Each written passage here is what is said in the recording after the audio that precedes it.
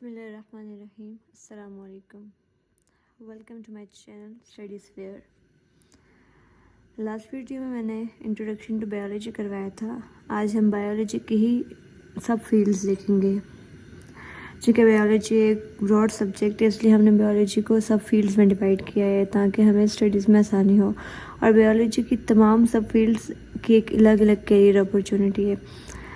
मैं आपको बायोलॉजी की सब फील्ड्स के बारे में बताऊंगी, जिसमें काफ़ी सारी शामिल हैं, जिनके नाम हैं morphology, anatomy, physiology, histology, cytology, genetics, molecular biology, embryology, palaeontology, taxonomy, ecology, pathology, immunology, pharmacology and marine biology. ये सारी जितनी भी हैं, ये सब बायोलॉजी की सब फील्ड्स हैं। अब हम वन बाय वन इनकी डिटेल देखेंगे। फर्स्ट ऑफ ऑल मॉर्फोलॉजी की बात की जाए तो हम मॉर्फ लफ्ज़ का मतलब है स्ट्रक्चर या फॉर्म। बायो की वो ब्रांच जिसमें हम लिविंग ऑर्गेनिजम्स की बनावट का मुताला करते हैं, इसको हम मॉर्फोलॉजी कहते हैं। स्ट्रक्चर्स ऑफ ऑर्गेनिजम्स की स्टडी हम एक्सटर्नल लेवल पर भी करते हैं और इंटरनल लेवल पर भी करते हैं।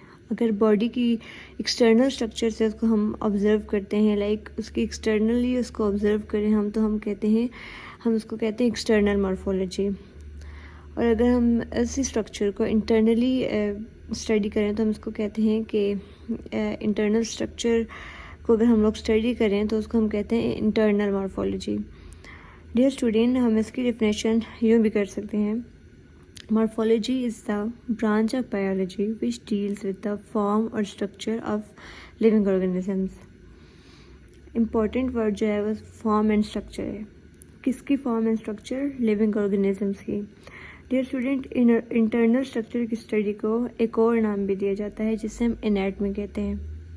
अब हम बात करते हैं एनाटमी की, तो हम एनाटमी को ऐसे डिफाइन करेंगे। Anatomy is the branch of science which deals with the internal structure of the body. जानदारों की जितनी भी अंदरूनी बनावट है, हम जब भी उसकी स्टडीज़ करते हैं हम उसको कहते हैं एनाटमी। डियर स्टूडेंट्स, जब भी हमारी बॉडी में कोई भी इंटरनल इशू होता है तो हम एनाटमी की हेल्प लेते हैं। हमारी बॉडी के डिफरेंट पार्ट्स एक साथ मिलकर काम करते हैं, जिसकी वजह से ही हम सर्वाइव कर सकते हैं। जितनी भी इंटरनल स्टडीज़ है हम उसको एनाटमी कहते हैं। ऐसे तो हम लोग मॉर्फोलॉजी में भी इंटरनल स्ट्रक्चर्स की बात कर रहे थे, वो भी ये एनाटमी भी एक तरह से मॉर्फोलॉजी की टाइप है, लेकिन हम उसमें एक्सटर्नल और इंटरनल दोनों की बात करते हैं। लेकिन हम एनाटमी में सिर्फ और सिर्फ हम इंटरनल स्टडीज़ करते हैं। देन है फिजियोलॉजी। फिज़िक्स का वर्ड तो इस्तेमाल होता है साइंस की उसकी ब्रांच के लिए, जिसमें हम मैटर और एनर्जी के रिलेशन को स्टडी करते हैं, मैकेनिक्स को स्टडी करते हैं, मूवमेंट को स्टडी करते हैं। और फिजियोलॉजी का मतलब है कि जानदारों की बॉडी में होने वाले तमाम के तमाम फंक्शन और उनकी स्टडी फिजियोलॉजी कहलाती है। आप यूँ भी कह सकते हैं लिविंग ऑर्गेनिजम्स की बॉडी में होने वाले तमाम फंक्शंस की स्टडी को हम फिजियोलॉजी कहते हैं।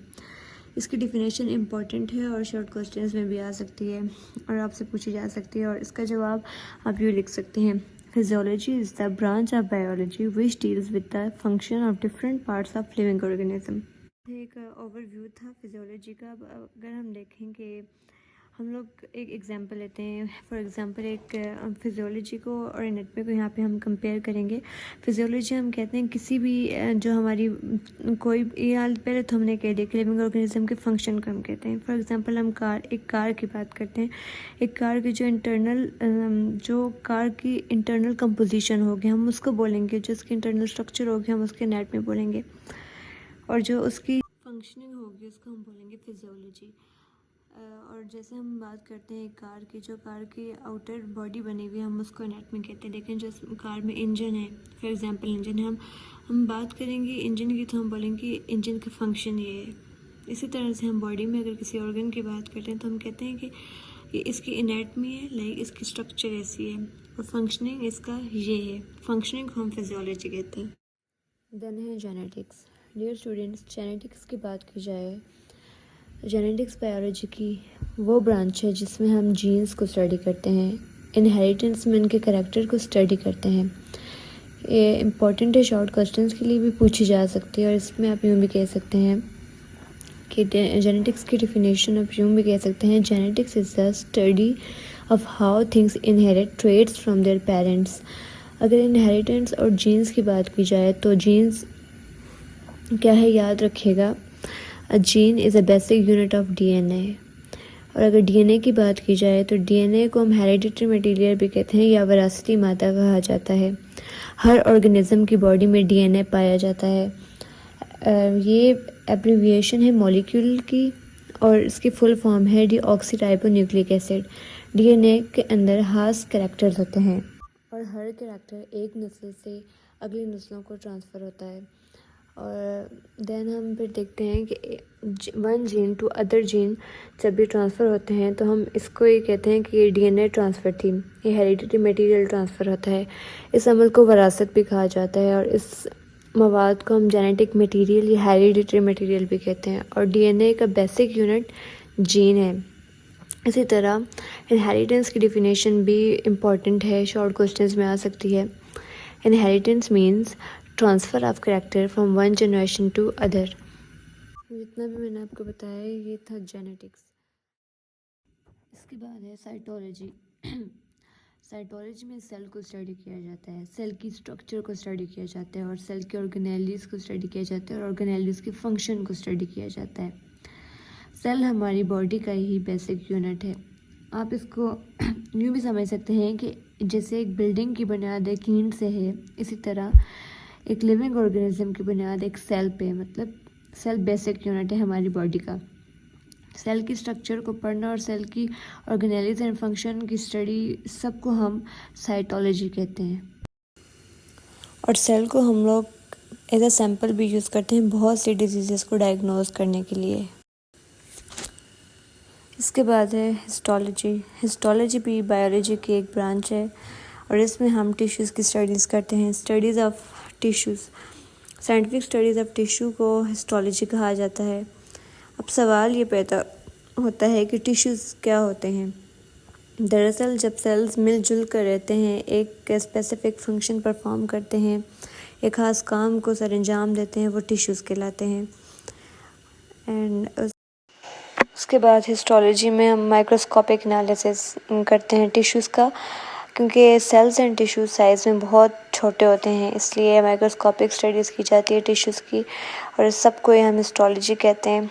और साइंटिफिक स्टडीज़ ऑफ सेल्स जो कि हम पीछे पढ़ के आए हैं उसको हम साइटोलॉजी कहते हैं, जबकि साइंटिफिक स्टडीज़ ऑफ टिश्यूज़ को हम हिस्टोलॉजी कहते हैं। फिर है एम्ब्रियोलॉजी।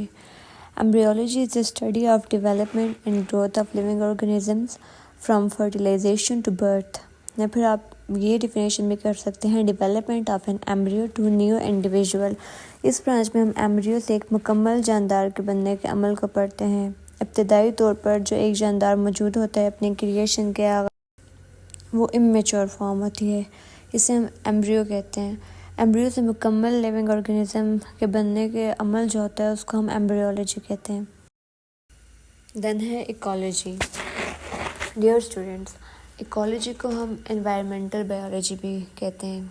ऑर्गेनिजम्स और उनके एनवायरनमेंट का आपस में क्या ताल्लुक़ है, इसकी स्टडीज़ को हम इकोलॉजी कहते हैं। इसकी डेफिनेशन इंपॉर्टेंट है और आप यूँ भी लिख सकते हैं, ecology is the scientific study of the relationships between living organisms and their environment. दरअसल बायोलॉजी की वो ब्रांच है जिसमें हम स्टडी करते हैं एनवायरनमेंट और उसकी रिलेशन को स्टडी करते हैं, लिविंग ऑर्गेनिजम्स और एनवायरनमेंट के रिलेशन को। लिविंग ऑर्गेनिजम्स अपने एनवायरनमेंट के साथ कैसे मुताबिकत रखते हैं, मिलजुल कर रहते हैं, माहौल से फ़ायदा उठाते हैं। Non living organisms and living organism एक दूसरे के साथ इंटरेक्ट करते हैं और ज़िंदगी के तसलसल को बरकरार रखते हैं। फिर आता है टेक्सोनॉमी। डियर स्टूडेंट्स, टेक्सोनॉमी की बात की जाए तो हमें मालूम है कि लिविंग ऑर्गेनिजम्स बड़ी तादाद में पाए जाते हैं। इतनी बड़ी तादाद है कि हमें तादाद का कोई इल्म नहीं है। हम अपनी आसानी की खातिर इनको समझने के लिए एक चीज़ और मुख्तलिफ़ खसूसियात की बिना पर इन्हें साइंटिफिक नेम्स देते हैं, इनकी क्लासिफिकेशंस भी करते हैं और इनके ग्रुप्स में डिवाइड भी करते हैं।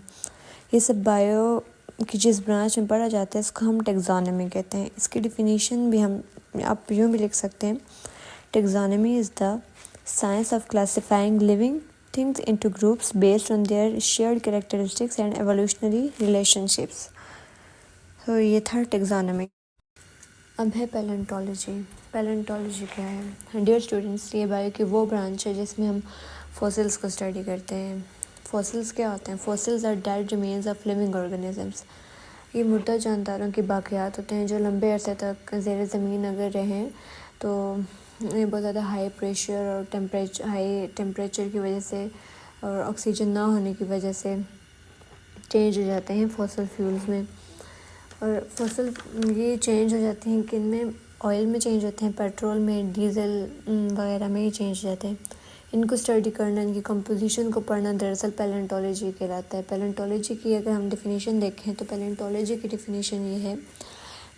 पैलेंटोलॉजी की डेफिनेशन है, palaeontology is the scientific study of fossils and ancient life forms. तो ये हमारा था पैलेंटोलॉजी। देन है फार्माकोलॉजी। फार्माकोलॉजी की अगर बात की जाए तो ये बायो की वो ब्रांच है जिसमें हम ड्रग्स की स्टडी करते हैं, उनकी कंपोजिशन को स्टडी करते हैं, इनकी मेडिकल एप्लीकेशंस को स्टडी करते हैं और इनकी प्रॉपर्टीज़ को स्टडीज़ करते हैं। अगर हम फार्माकोलॉजी की डेफिनेशन देखें तो वो ये है, pharmacology is the study of drugs, how drugs interact with living organisms to produce a specific effect. Next है इम्यूनोलॉजी। इम्यूनोलॉजी बायो की वो ब्रांच है जिसमें हम इम्यूनिटी को स्टडी करते हैं। हर ऑर्गेनिज्म की बॉडी में अल्लाह ताला ने एक मदाफ़ती निज़ाम रखा है जिसको हम इम्यून सिस्टम कहते हैं। इस फंक्शन को हम इम्यून फंक्शन कहते हैं।